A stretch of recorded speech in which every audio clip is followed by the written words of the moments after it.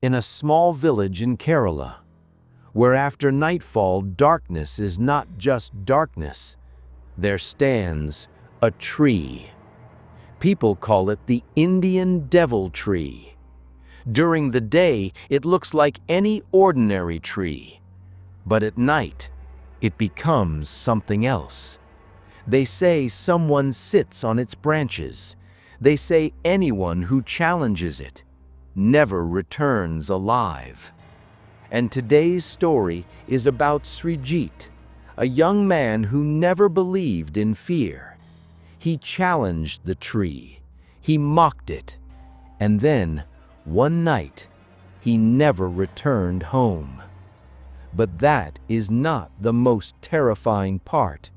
The most terrifying part is that same night, he was seen in 2 different places. What really happened that night? What is the truth? And if you ever walk past that tree, will you have the courage to look up? Turn off the lights and let's begin. The Vampire Tree. In the backwaters of Kerala, where the river moved like a slow black snake through the village, there stood a tree no one spoke of lightly. It was called the Indian Devil Tree.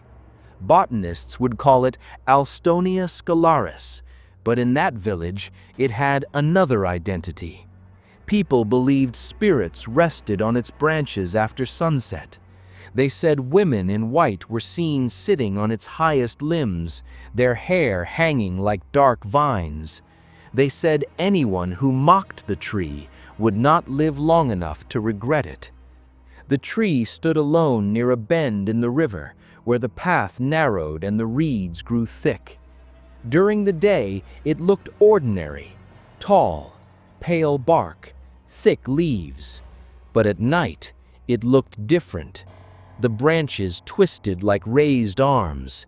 The trunk seemed wider, taller, watching. The village had no electricity. When the sun sank, darkness arrived fully. Homes glowed with oil lamps. Shadows were deep and alive. The only way to cross the river was by wooden ferry, which stopped running after dusk. After that, no one traveled. No one except Srijith. He was not a reckless boy, but he hated fear, especially fear born from stories. He was tired of elders whispering about spirits and deaths near that tree, tired of watching grown men avoid a shortcut that saved nearly 20 minutes of walking. One evening, while returning from work, he stopped in front of the tree. The sky was bruised purple. Wind rustled the leaves. He looked up. "You can't scare me," he said, his voice steady but louder than necessary. "You're just a tree." The leaves answered with a dry hiss. He waited. Nothing happened. He laughed at himself and continued home. That night in the meadow, when he met his friends, Ram frowned. "You came through that path at this hour?" Ram shrugged. "There's nothing there, just old stories." But Ram did not smile. Stories don't come from nowhere. But Srijith had already made up his mind. Days passed. It became a routine. Every evening he walked past the tree.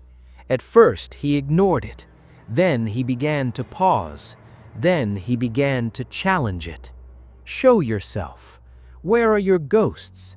Is this all you can do?"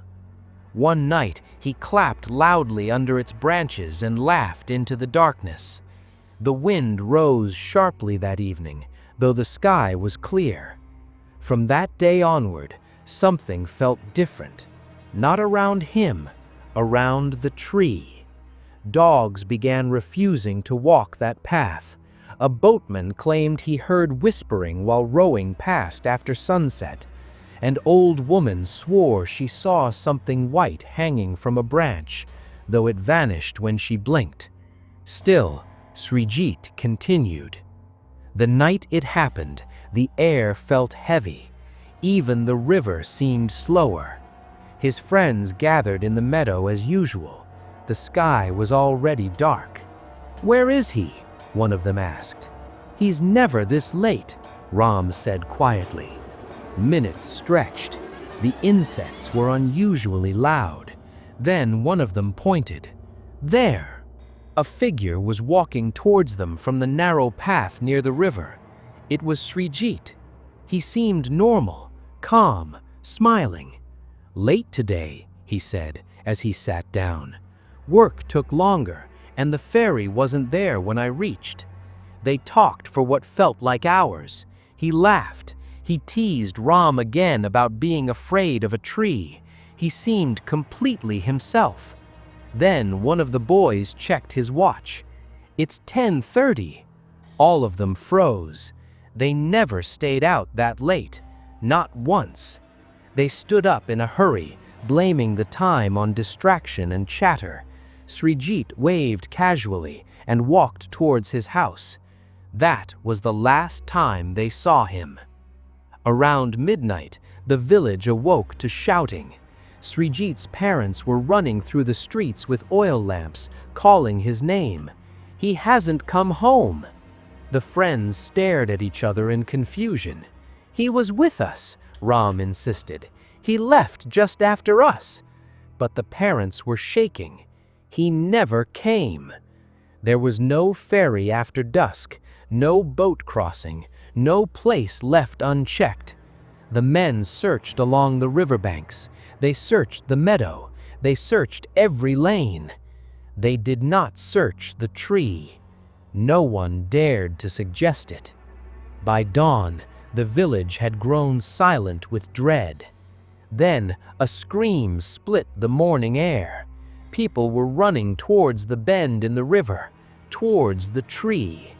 Under the massive branches, villagers stood in a circle, staring upward. Ram forced himself to look. High above, on the thickest branch, something hung unnaturally still.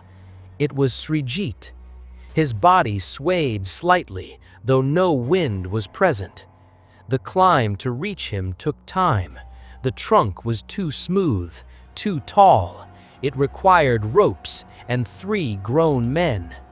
When they finally brought him down, something felt wrong.